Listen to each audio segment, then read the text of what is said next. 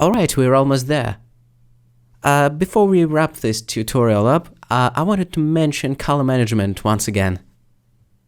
First, let's render it out to check the glare levels. We will need the compositor, so let's open it up as well. Okay, so the glare.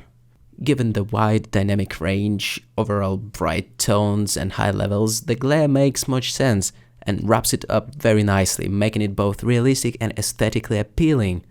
How much glare do we want? It's totally up to you. I'll stick to a moderate amount. Maybe something like, I don't know, 12 to be exact, as the threshold, so only a few areas get a bloom.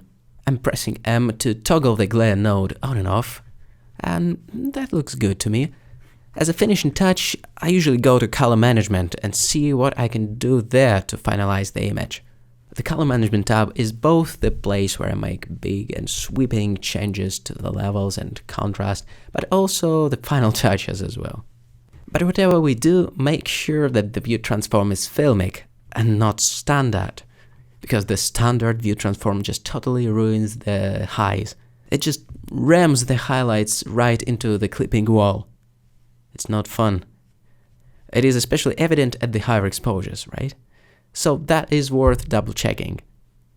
While we are on this page, I'd like to mention a new view transform developed by Troy Sobotka. It's called AGX. First, let's how the filmic looks at the exposure of 1.9, and that's AGX. It performs just as good in this scene. Here's the punchy look applied in the AGX settings, and that is the standard blended transform for comparison. Here's the similar comparison, but with the exposure set to 0. That's filmic. That's AGX. That's AGX set to punchy. And finally, the standard view transform. Then back to filmic. That's what we're gonna use anyway, filmic. And looking forward to the development of AGX and U1. Make sure to follow Troy Sobotka on Twitter. So that was a short interlude about the color management tab and the view transform, and now we can move on to the last section of this video. And this is it, folks. In case you'd really want to fine-tune the look and play with the cinematic potential of this shot, you may use the post-pro node chain we made in the first chapter of the course to tailor it to your liking.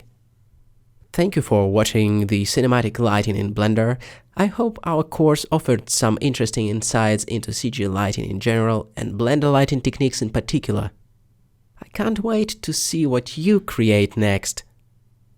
Feel free to share your thoughts and results with us on social media though, and also in the Creative Shrimp Discord students chat.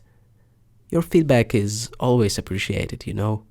My name is Gleb Alexandrov, take care and stay tuned for the updates.